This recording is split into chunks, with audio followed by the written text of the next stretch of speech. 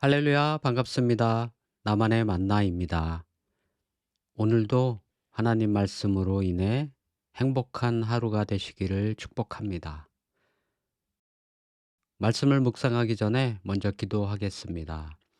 하나님, 사울이라는 인물을 통해 하나님의 마음이 깨달아지는 은혜가 있도록 인도하여 주옵소서. 예수 그리스도의 이름으로 기도드립니다. 아멘. 네, 오늘은 사무엘상 9장 15절에서 27절 말씀인데요. 먼저 말씀을 읽도록 하겠습니다.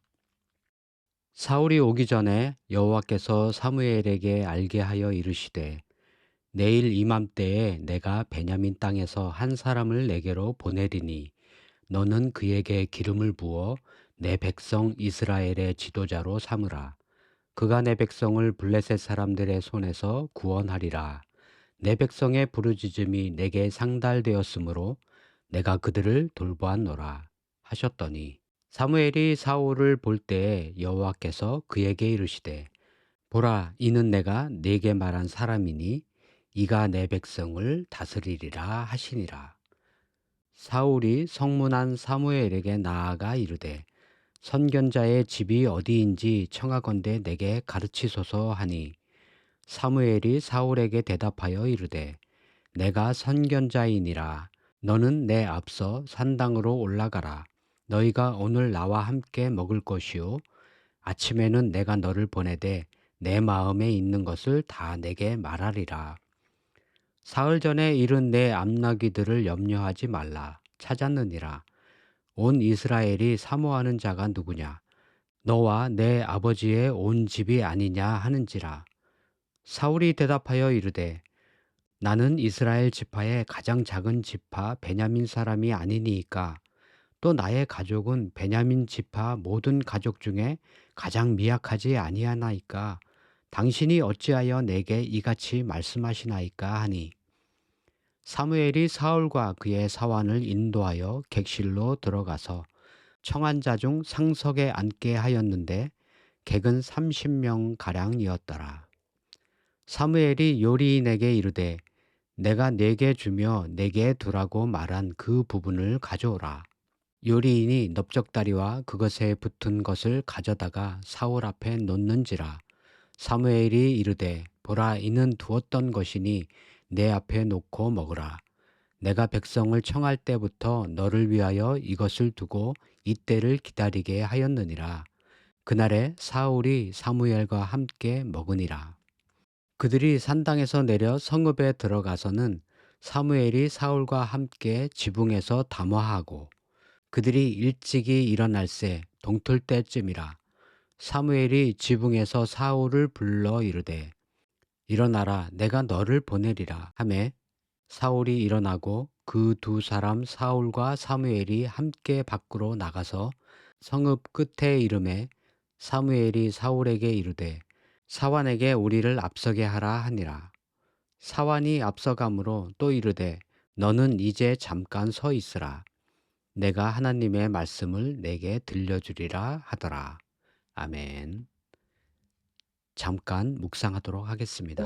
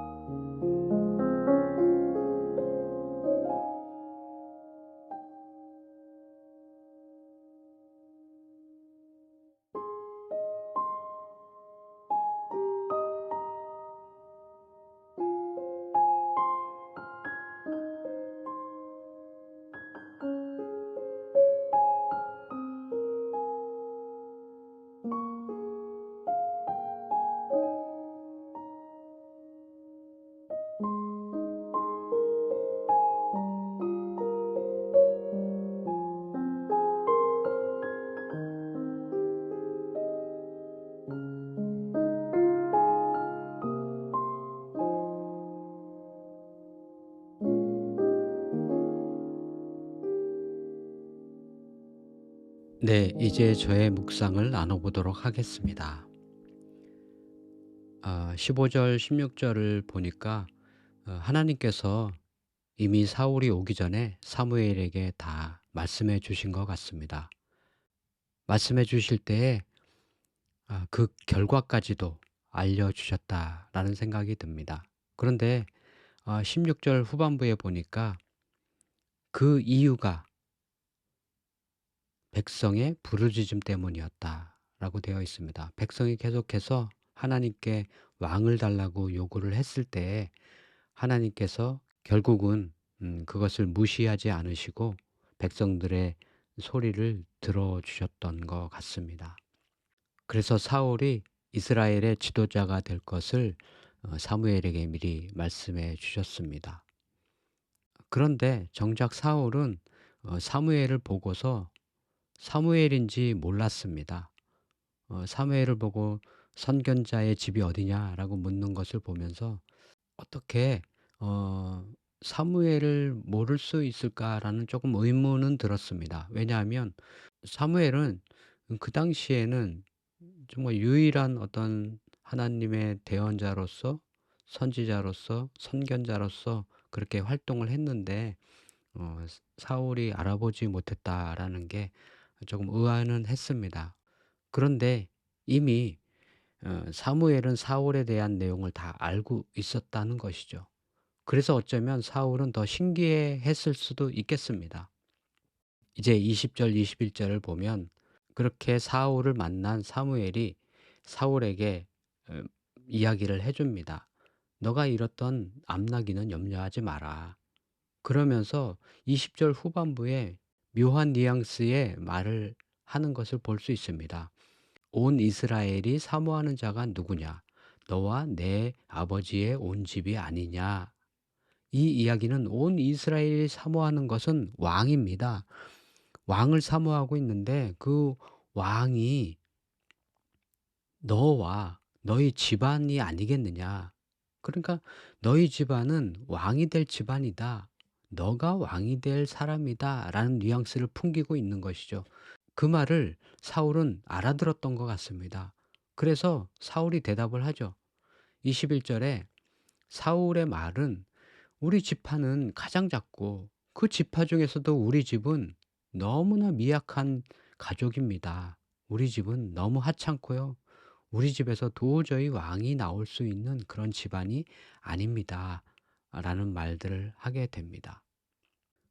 그럴 때 사무엘은 사울과 함께 사람들이 모여 있는 곳으로 가서 사울을 가장 상석에 앉힙니다. 미약한 자를 들어 쓰시는 하나님, 자신이 보기에 가장 미약해 보여도 하나님이 쓰시면 큰 자가 되는 것입니다. 사울이 스스로를 생각할 때 집안도 그렇고 스스로 자신의 모습도 그렇고 연약하고 미약하고 가장 작은 자라고 생각했지만 하나님께서 사울을 들어 쓰시겠다 생각을 하시면 그가 왕이 되는 것처럼 내가 보기에 가장 미약해 보여도 하나님이 쓰시면 큰 자가 되는 것입니다. 24 절에 넓적다리와 그것에 붙은 것을 가져다 주었다고 하는데요. 이 넓적다리와 그것에 붙은 것이라는 이 부위가 뭐냐 하면 이스라엘 백성이 제사를 드릴 때 가장 좋은 부위를 띄어서 제사장에게 드립니다. 그 부위를 얘기하는 거예요. 제사장이 먹는 가장 좋은 부위. 그것을 묵혀 두었다가 간직해 두었다가 언젠가는 쓸 날이 있다 생각을 해서 요리사에게 보관하게 해 두었다가 사울이 왔을 때에 그것을 가지고 대접하는 것을 봅니다. 30 명이나 되는 그런 리더십이라고 할 수 있겠죠. 여기에 모인 사람들을 앞에 공개적으로 사울이 왕으로서의 등극할 것들을 미리 시사해 주는 그런 장면이라고 보여집니다. 이제 다음 구절을 보면 사환을 먼저 보내고 그 이후에 사울에게 하나님이 말씀하실 것이 있다라고 하면서 오늘의 본문이 마무리가 되는데요. 오늘의 본문 중에 가장 마음에 와닿던 부분이 20 절, 21 절, 22절 이렇게입니다. 이 내용을 보면 정말 나는 가장 약한 자입니다.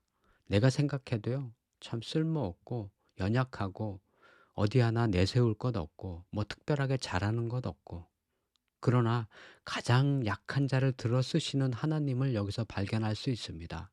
그래서 저는 묵상을 해봅니다. 나의 인생도 작고 보잘것없지만 주님께서 사용해 주시기를 그렇게 간구해 봅니다. 정말 내 인생은요, 너무 보잘것없거든요. 외모적으로나 학력적으로나 또 사회적으로나 여러 가지 면을 봤을 때 정말 뭐 하나 내세울 것 없어 보이는 내 자신이 너무 초라할 때가 많이 있거든요. 그럴 때 세상이 주는 생각들은, 그래, 너는 약한 자야. 너는 뭐 하나 제대로 하는 거 없어. 이런 생각들로 나를 공격할지는 몰라도 하나님께서 나를 사용하시면 그 누구보다도 하나님이 귀하게 쓰실 것이라는 그런 믿음이 있다면, 그런 믿음이 나에게 있다면 좋겠습니다. 그래서 오늘 묵상을 하면서 정말 주님 나를 사용해 주옵소서. 나의 인생도 자꾸 보잘것없지만 주님께서 사용해 주시기를 간구합니다. 주님 사용해 주옵소서. 이렇게 기도하며 묵상을 마무리했습니다. 오늘의 기도 읽고 묵상을 마무리하도록 하겠습니다. 하나님, 작고 연약한 저를 택하셔서 하나님의 놀라운 계획에 동참하게 하시니 감사합니다. 보잘것없는 저를 통해서 일하시는 하나님을 기대하며 다양한 상황 속에서 부르시는 하나님께 순종으로 반응하게 하소서. 하나님이 세우신 자리에서 충성을 다하는 종이 되게 하소서. 아멘. 여러분의 말씀 묵상 나눔을 기대하며 기다리고 있겠습니다. 댓글로 남겨주시면 함께 은혜를 나누도록 하겠습니다. 감사합니다. 내일 또 뵙겠습니다. 샬롬.